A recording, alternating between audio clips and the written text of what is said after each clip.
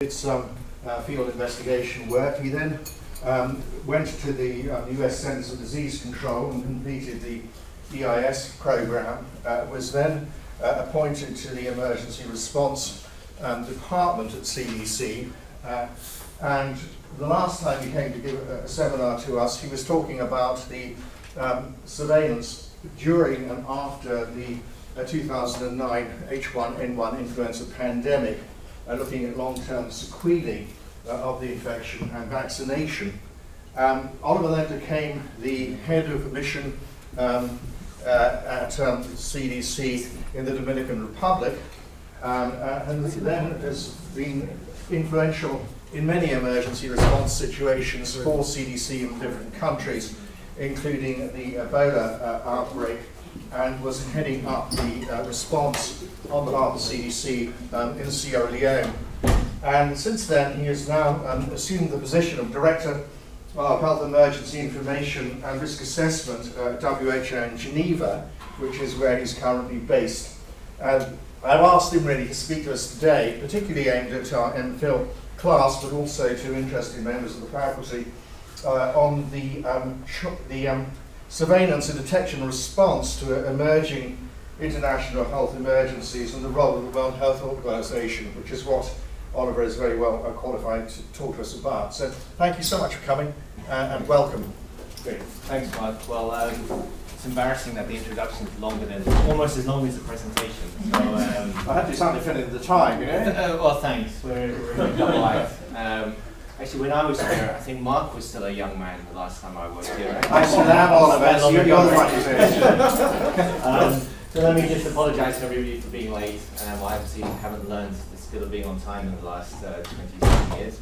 But I'll run through this. You can stop me in the middle if you want. I hope it's fairly informal. Sorry, I recognise a couple of faces here.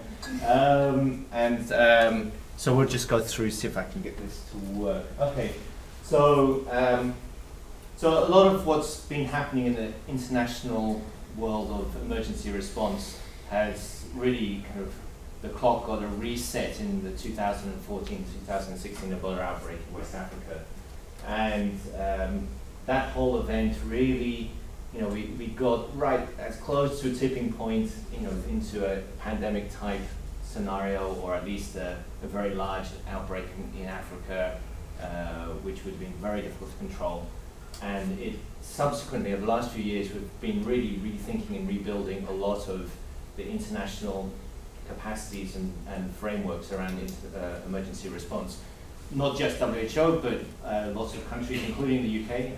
UK's set up its rapid support team based in the out of London School of Hygiene, and a number of other countries have realised that actually they were really unprepared when it came to responding to an outbreak like this. From a WHO perspective, it really almost destroyed WHO. It was seen really as a failure of the organisation to identify the problem, raise the alarm, to respond. I think some of the criticisms are justified, and some of them are a bit don't really acknowledge that, okay, the start was pretty awful, that there was quite an impressively huge response subsequently. So it's a bit mixed, but generally speaking, the world said, hang on a second, we need a WHO that's more functional than this. We can't be scrambling when a disaster's already happened. So in 2016, the World Health Assembly approved the creation of a new health emergencies program at WHO, and which is what I joined WHO a little bit after this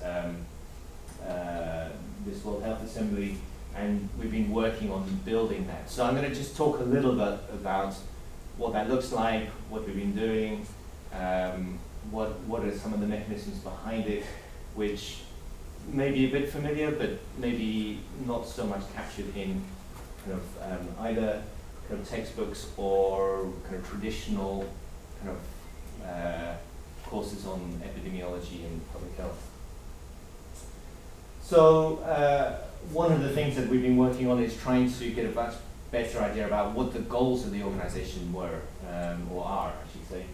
And the new Director General, Dr. Tedros, has identified 3 aspirational goals, is probably the best way to describe these.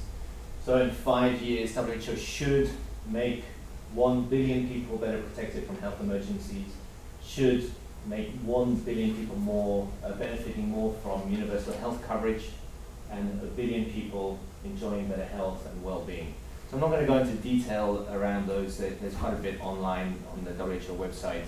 But this is the kind of framework that we're working within. Within the emergencies, 1 billion, there's some specific targets. I'm not going to go through some detail, it's a bit dry, but that's just to say that there's some very concrete areas of focus and investment going on. The big bubbles on the left, countries that are prepared for health emergencies, epidemics and pandemics prevented, and health emergencies rapidly detected and responded to. So I'm going to talk mostly about the last bubble. That's largely what consumes my waking hours. But those are the 3 bubbles that WHO is really working on within the health emergencies domain. So I was going to say our Bible, but that's probably not the right term to use, but our kind of our go-to text in WHO is the International Health Regulations. And these are a set of regulations agreed, it's an actual international legal instrument agreed by the World Health Assembly in 2005, and it really lays down the rules of the game, as it were, in terms of public health. So almost everything we do has this as our anchor point. You can find it online if you haven't seen it already, but it says each state party is like a country, shall develop, strengthen and maintain capacity to detect, assess, notify and report events, and also to develop or sustain capacity to respond promptly and effectively to public health risks and emergencies of international concern. So all countries around the world should be working towards this. WHO's role WHO is an organization of the countries. There's a World Health Assembly, all countries get to vote and get to table issues at that assembly. And so WHO's role is to act on behalf of all 196 states parties who are members of WHO and support them to deliver missions like this. So that's really what our business is. So to strengthen the international health regulations, last year I think, there was a resolution passed which lays out different actions to strengthen IHR annual reporting. So every country is expected to report how they're getting on in terms of building their capacities and maintaining their capacities, conducting after-action reviews when there are emergencies, conducting exercises to maintain their readiness, and to conduct something called a joint external evaluation, which is a voluntary scheme whereby countries mutually evaluate themselves in terms of their public health capacities. And there are close to 100 countries who have signed up to do that over the last 2 or 3 years. So that's just the kind of the background piece. So now I'm just going to get into a bit more of the technical stuff about what it is that we actually do day to day. And one of the main challenges that I faced when I joined WHO was how do we avoid a West Africa type scenario where an event happens, it's maybe detected but the flag isn't raised, or that's the issue's not escalated quickly enough or high enough. How do we prevent that happening? And one of my kind of responsibilities at WHO is to make sure that the WHO Director General knows as quickly as possible when there's something to be worried about. So I never give any good news. It's always bad news about something scary and nasty happening somewhere, often you've never heard of. And the idea is to make sure WHO doesn't end up dropping the ball in a similar way that it did in 2014. These times, you'll have seen something similar to this, whereby the concept is pretty easy from a public health perspective. We're trying to get ahead of the situation as much as possible, detect an event early before it grows, and goes from an outbreak to an epidemic to a pandemic. And that, although this is kind of an obvious thing to say in the Institute of Public Health here in Cambridge, it's quite interesting that most of the global mechanisms for emergency response only kick in when it becomes an out of control emergency. And they're designed that way. So most of the humanitarian funding mechanisms, for sure, are only triggered when an event reaches a certain level of crisis. And these are the kind of events which are commonly triggered are large famine events or large natural disasters and things like that. But we've really been working hard to change those, because from a public health perspective, you want to intervene as early as possible, and by the time it's escalated to a major crisis, it's already too late. So in 2017, there was a large plague outbreak in Madagascar, and we couldn't raise funds for that response until it became a large crisis. And many of the global funders said, no, we're not going to fund anything because this is not a crisis yet. And it's really a little bit backwards. So I thought WHO now does have a fund of a certain amount of 50 or 100 million which they can use for things like that. Right, so in 2016 we established something called a contingency fund for emergencies, which aims to have a $100 million pot. Unfortunately, we've not quite managed to fill it up that much because we're spending a lot of it on emergencies, but that allows us to get out from the office and into the field within 48 hours. So it's for quick spend, and it's been a real game changer. But it's only kind of just to get you going. Just to give you an idea, our response in DRC is running at about $2 to $3 million a week. Oh my gosh! And that's just one response. And there's Yemen and Venezuela and Syria and so on and so on and so on. So it's the other thing that's often misunderstood is the actual cost of outbreaks. I mean, there's some economic studies done about the cost of outbreaks averted, but it's not very well understood how much it costs to respond. And the other thing that's often misunderstood is how long it takes.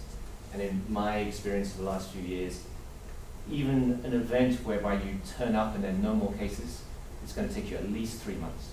That's the shortest response for an outbreak, for a meaningful outbreak, I think, because you've got to get there, you've got to investigate, you've got to make sure nothing's continuing to happen, and you've got to do some follow-up surveillance to really be sure you can close that event out.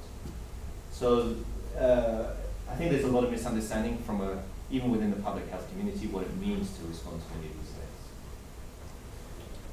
events.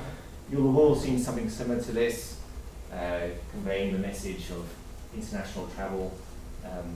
Interestingly, somebody this morning asked me, who had no public health background, asked me, why is it that all of these events are happening, these diseases are spreading? Is it a man-made thing? It's, well, yeah, partly. It's, we travel so much. And that's a really critical role for an organization like WHO, which has the mandate to keep an eye on these things. And we have a lot of, at least every month, 2 or 3 times a month, do we have an event where we have to do some kind of tracing across countries through airlines. A big one we did recently was a Korean gentleman who traveled from I'm not sure if it was Saudi Arabia, but anyway, from a country where they had MERS, and he had MERS and ended up back in Seoul with MERS. But then we had to trace back all the passengers on the airplane. I think we ended up tracing back to 15 different countries. So maybe 10 years ago that was really tough. Now actually we can do that quite routinely. I'm going to talk a little bit about surveillance in more detail this afternoon, I think, straight after this presentation. But we've all seen some kind of picture like this. Although these are real data, this is from the global influenza surveillance system. It's kind of an idealized kind of image of what surveillance is. You look at this and you say, oh, well, it's obvious, there are peaks and there are troughs, and you can see when there's activity. But really understanding when a disease is picking up and you're now looking at outbreak is very unclear. To make matters worse, this is what a lot of countries produce as their surveillance output. So we've moved from when I started in public health in the mid-90s, where everything was all about how do we get public health surveillance data into a digital format so we can analyze it. That's really yesterday's problem. You go to most places in the world, they're digitizing their public health surveillance data. Not everywhere, but most places. Our real problem now is around analytics. How do we analyze these data in a way that gets us ahead of the curve enough to respond early? And most outputs from many countries in this kind of format, really difficult to work with, really difficult to understand.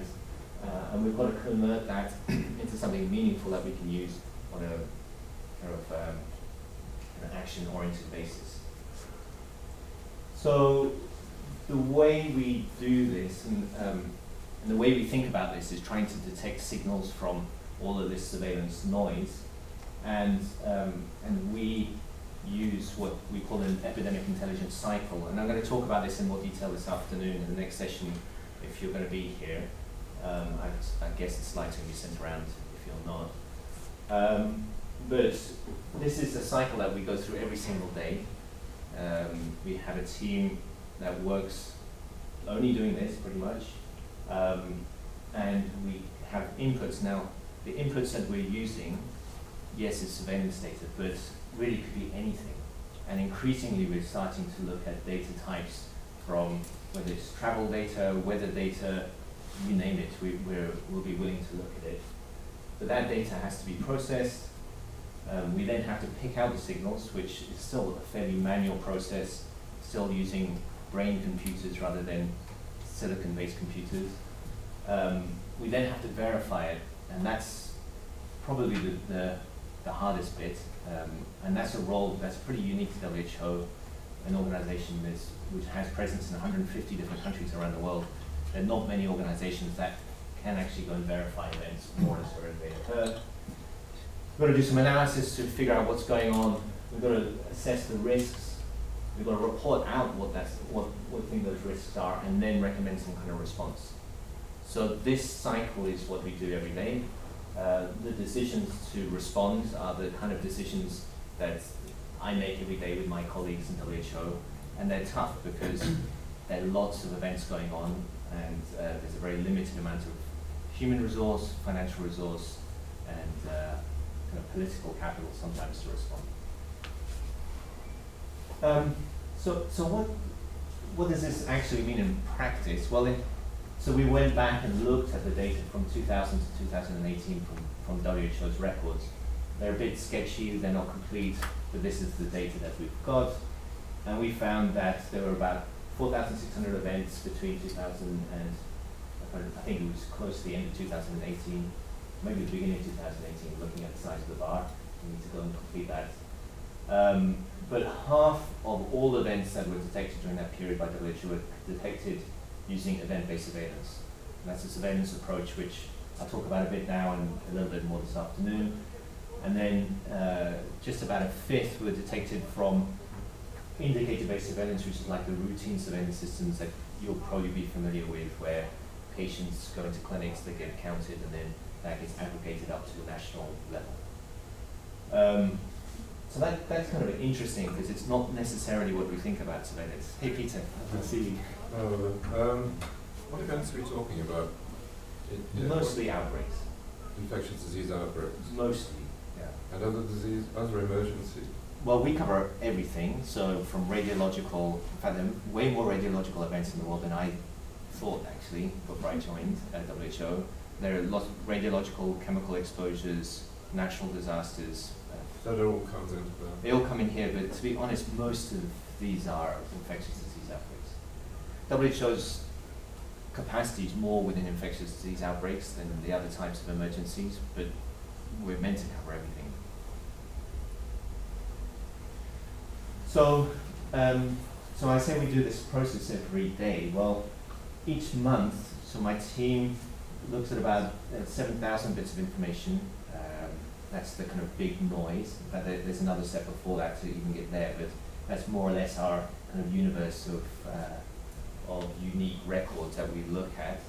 And we pick about 7,000 of those signals out which we then look at a bit more detail, and then we trigger about 300 investigations a month. Now, that could be something as simple as picking up the phone and calling somebody and saying, hey, have you seen this? Is this a real thing?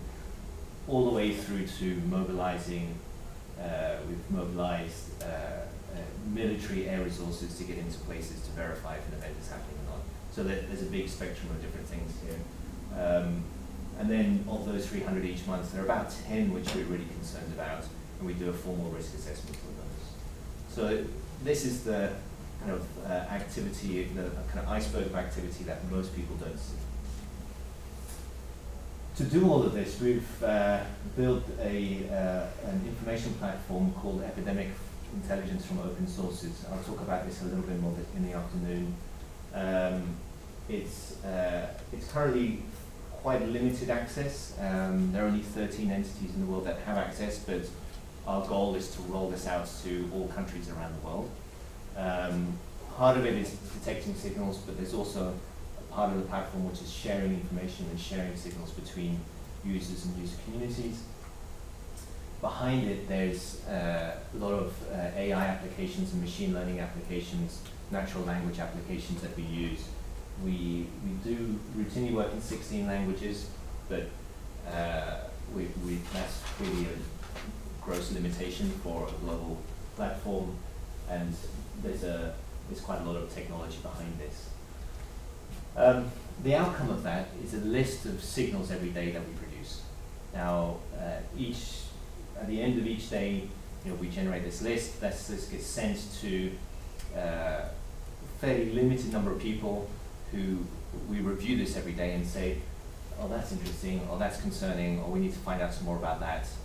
And what we do is every morning, the first thing that happens each morning at WHO is we meet to review all of those signals and figure out collectively what we should be prioritizing. Now, I do apologize that this is a picture of white men sitting here around the table. It does reflect a bit of a kind of profile problem that we've got in the emergencies program at WHO. That's the first thing I spotted. Yeah. I mean, this is a particularly bad picture of it, but it is reality. Sorry, yeah. Is this process separate to what you receive from national focal points? Or does the national focal point kind of stuff feed into that as well? National focal points will feed into that. So if a country notifies WHO of an event, that could be a signal that we include in our daily review. I mentioned about verifying signals. Verifying signals is still, at the end of the day, a boots on the ground affair. Like, you can't do it through an app, you can't do it from your desk, you can't do it remotely. You've got to get out there and look at it. And I mean, this was something that I learned very much from when I worked at CDC, is that there really is absolutely no substitute for actually getting out there and seeing something. It doesn't matter what somebody tells you. Seeing, you always learn a lot by going to the field. That's also something I learned when I was working here. Just going out, however much you think you know, you always learn something new when you go out to the field. So we're lucky enough to have a lot of really dedicated and brave colleagues who go out to the field a lot and go to the most remote places there are on the planet. Like I mentioned, sometimes this is like a big effort. This is big logistics getting around. So, we try our best where we can. Conducting field investigations is something we do a lot. I think this is still a mess, actually, quite honestly, globally speaking, which is a concern after all of the decades of effort put into field epidemiology training around the world. This is still very hit and miss. I would say a lot of the field investigation reports that we see are not adequately done, and that creates a cycle of us going back, asking questions, whoever's in the field getting irritated because they're being asked endless questions. But the need for good, solid, basic field investigations is still very much an issue. Another thing that's still troublesome is data collection in the field. I personally think paper and pen is great technology. It's durable, travels well, everybody can use it. But obviously it's got its problems. And we are still doing a lot of our work on paper. and then still having to digitize that, and that process is quite tough. And I'm sure many of you would have been in this situation with piles of questionnaires, and you can't keep up, and you can't find people to do all the data entry, and it's a nightmare. And this is from, I think, Ebola Outbreak in 2017 in DRC, but you can go to almost any one of the outbreaks that we work in and you'll see exactly the same picture.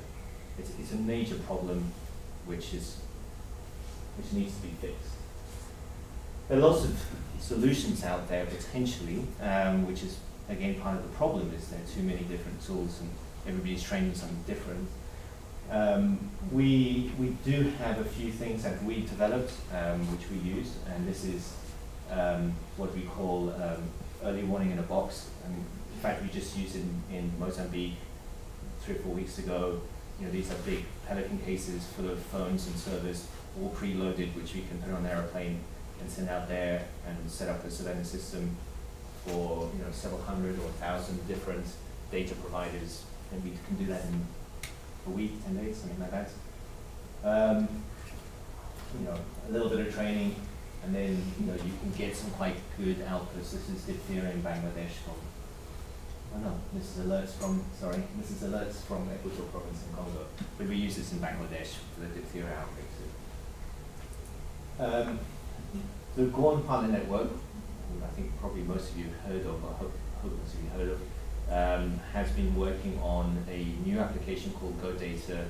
It's really, I think, the reimagining of what EpiInfo was in the 1970s, 1980s, whenever EpiInfo was first developed. We really need a standard, set of tools in the field that everybody, regardless of what country or training program they come from, can use. And so this is our kind of very serious attempt to try and do that.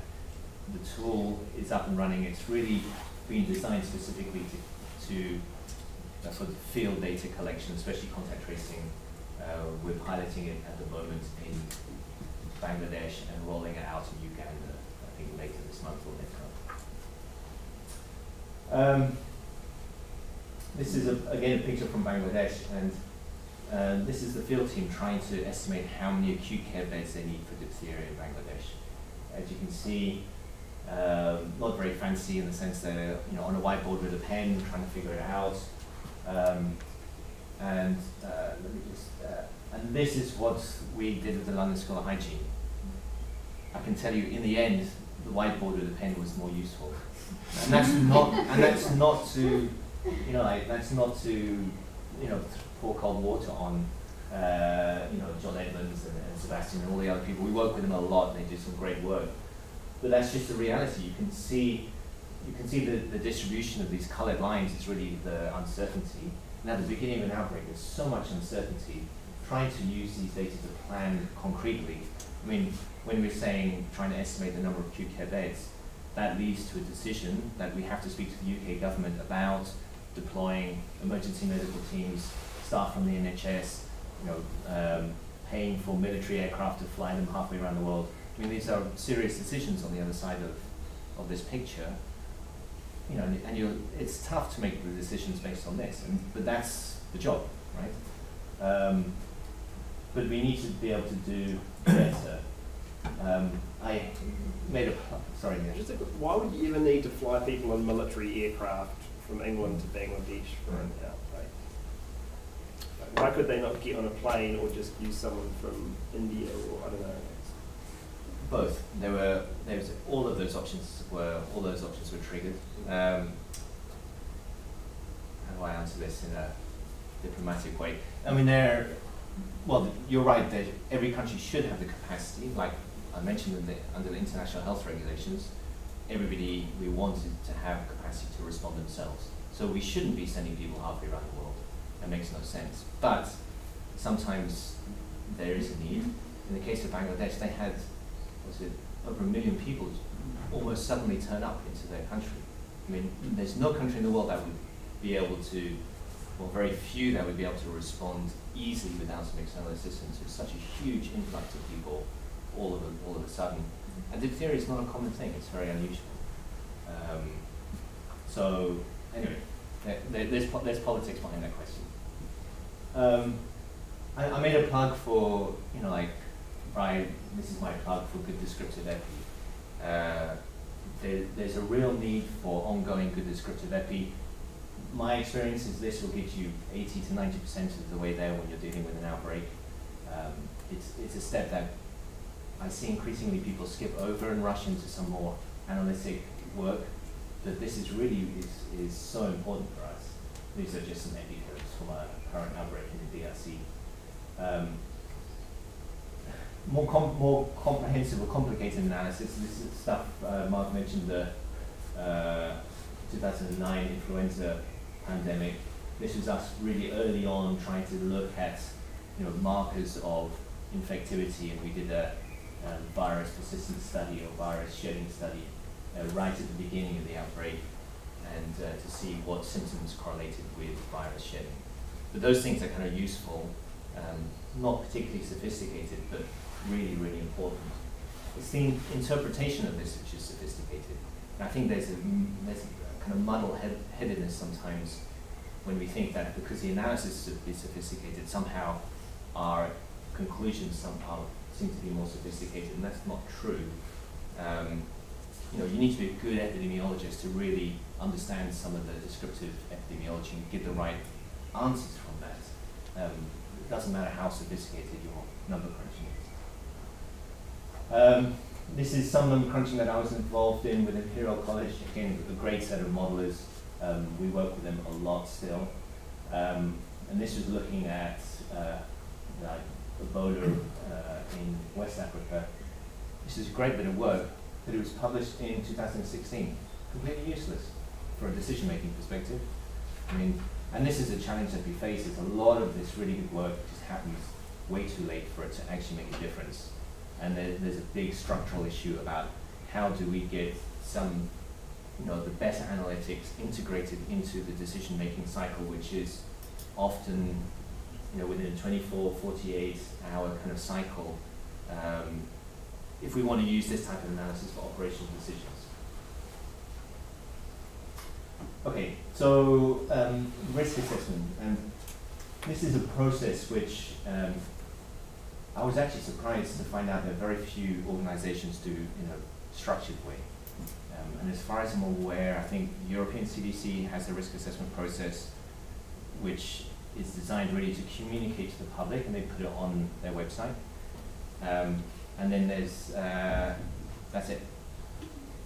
So in terms of public health assessments of acute events, not a lot out there. There may be others, and I simply don't know them. But that was really a statutory, almost a statutory obligation that the world gave WHO after the end of 2016 to after the Ebola outbreak, was how can we assess the risks of events and communicate them to all countries with the kind of idea that if this had been done in 2014 with the Ebola outbreak, other countries could have made their own judgment about whether they should have responded independently of WHO. So this was actually my very first task when I got there, got to Geneva, and what we did is we took 2012, I think, 2002, anyway, this guidance document on the right-hand side. The point is it was existing and had been around for a while, and we took this document, which is really based on work done at the end of the 1980s around environmental health risk assessment, done by WHO, kind of updated a bit for public health risk assessment more generally. And then we created a system and an approach where we could do this within 24 hours. My design brief to the team was we want to do something in 24 hours on 2 sheets of paper.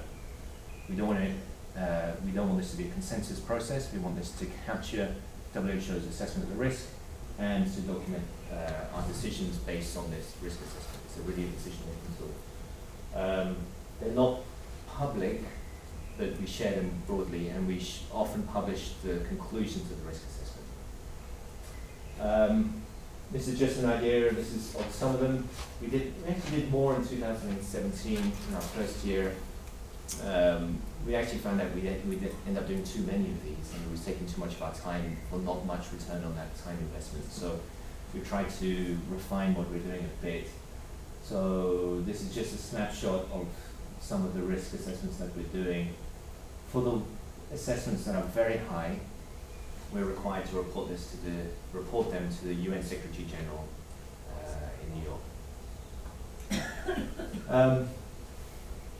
So there's lots of data, and reporting those data is an increasing challenge, especially because we've got so much of it, so many different events, and we're often drowned by the data that we've got.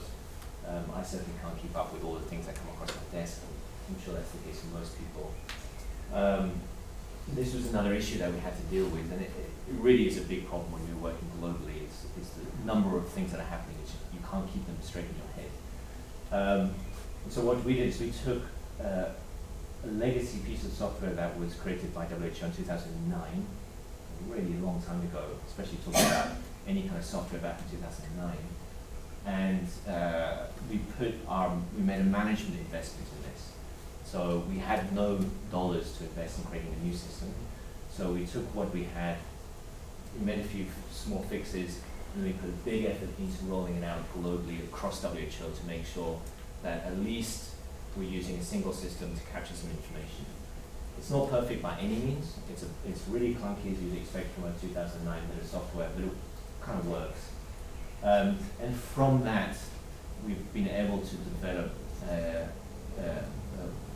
we take the data out of that, we put it onto this dashboard, and we've actually managed to create a global emergency dashboard that is used by our Director General, used by everybody in the emergencies program. Every employee has access to it, and it addresses a number of problems about storing information, storing data, being able to communicate it, avoiding death by email. So every time anybody wanted to know something, they would send an email to somebody who would then forward it on to somebody else, and then you multiply that around the world, and suddenly you've got thousands of emails every single day just wanting to find out what's happening in country A or country B. I had a look this morning. What have we got? We've got 158 active events that we're managing around the world this morning. That's been going up. We had 110, no, about 100 when we started this system. This reflects that we're slowly getting our act together a bit more, but it gives you the idea of the magnitude of things that are out there. These are only the kind of biggest things that we're worried about. And this graded emergencies piece is where we have formally activated an emergency response mechanism within WHO to respond. So a grade 1 event is run out of the country office, a grade 2 event is run out of the regional office, and a grade 3 event is run out of Geneva, often because they're multi-country or multi-region events. Kind of putting that into perspective, when I worked at CDC, I spent quite a bit of time in their emergency operations center. The largest number of events they ever had concurrently was 4. So it's really an order of magnitude different. And managing all of those data really is a major challenge for us. Our next step is really trying to integrate a number of different systems so that we integrating the data is difficult, as you can imagine. But this is where we're now heading to in this year. And we're using a service mesh approach by which the architecture of our information system is based on lots of microservices. So we have many common features across our information platforms, which we need to essentially we want to share across those information platforms, whether it's file storage, translation, form builders, whatever it is. We have a similarly outdated system to communicate with national focal points around the world. It's called the Event Information Site. I don't even know when this was made, but it's not fit for purpose really. But this is our formal mechanism to communicate to countries that an event is happening. And then we have a public-facing communication, which is something called the disease outbreak news. These are short summaries of events. Anybody can go in and find out what's happening in wherever it is that we're publishing on. So I'm just going to wrap up the last few bits, few minutes, trying to get to the 2 o'clock deadline. I'm not going to go exhaustively into responses in the sense that I think that, I mean, there's a whole universe of things to discuss there. I hope this is going to work. I don't know if that's going to work. This is actually I pinched this from a draft document that we haven't published yet. But this is just a summary of things that, from last year. And I'm always surprised actually by how much activity is happening a little bit out of the public eye. Some of the numbers are just huge. 61 million people vaccinated for yellow fever last year. Wow, that's a lot of people. At the bottom, 16 million doses of vaccines deployed through something called the ICG, the International Coordination Group, which is a rapid mechanism for deploying vaccines. And increasingly, we're doing reactive vaccination interventions of hundreds of thousands of people, 500,000 people. So a lot of these things are happening somewhat out of the spotlight. Another area that's hasn't been in the spotlight until fairly recently is security issues, and we rely a lot on other UN agencies for our security. And I'm sure you'll all have seen in DRC, we had one of our colleagues killed recently. We're operating in a very scary security environment, and that's only possible by doing it with other parts of the UN. I just wanted to mention it because, for us to get our work done, we rely a lot on, the professionalism and support and bravery of a lot of other UN colleagues, as well as, our Ministry of Health colleagues who are there with us as well. And more we're seeing that a lot of the outbreaks we deal with are in high security environments.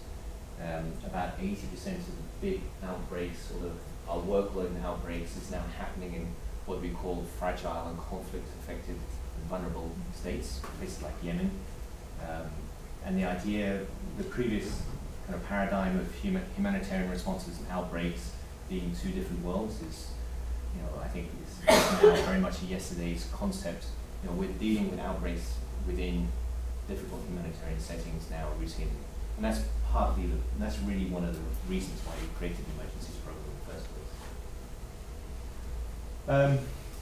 I just wanted to mention that I guess I sound very inconsistent. On the one hand, I'm really plugging for doing the basics well, but on the other hand, we've got a lot of really interesting innovation happening, and things that technologies that we're trying to do, not just keep up with, but pilot, test, in real field settings. And so these are just 4 examples from the current Ebola outbreak in DRC. In the top left-hand panel, we've got diagnostics. We've got kind of point-of-care diagnostics for PCR testing for Ebola virus using the GeneXpert platform. That's a real game changer for us. We've now got, I lost track, a dozen maybe testing sites across North Cuba at the moment. Before, samples would have to be shipped to a central site. So that's a game changer. Top right-hand panel, we've got some therapeutics. We've got 5 therapeutic agents which are currently being used. There's a whole interesting issue there about using investigational therapeutics in outbreak settings, and ethical issues, also patient care issues. But that's quite an exciting development, which is new since 2016. The left, we've got the Ebola vaccine, which again is a complete game changer. I think this is one of the real reasons why the Ebola outbreak in North Cuba hasn't been bigger than it currently is. I forget how much, 80,000 people vaccinated? I mean, it's a huge number of people vaccinated. And then on the right hand, this is which is a cube or a bubble, which is a way of treating patients with highly infectious diseases or highly infectious pathogens, improving patient care. This allows clinicians to work with the patient, but the clinicians can stay outside the bubble and not have to get dressed up in PPE. And anybody who's been in a hot country in PPE knows you can't work in PPE for very long. So this allows clinicians to provide much kind of extended and more intensive care to patients. So there are a number of interesting innovations, and the task for us is to also figure out how do we bridge the kind of innovation space with the implementation space and try and connect the two together. And we're now kind of more routinely involved in trialing or testing or implementing innovative technologies in real responses. So that's ending on an upbeat. But thanks very much. I think I'm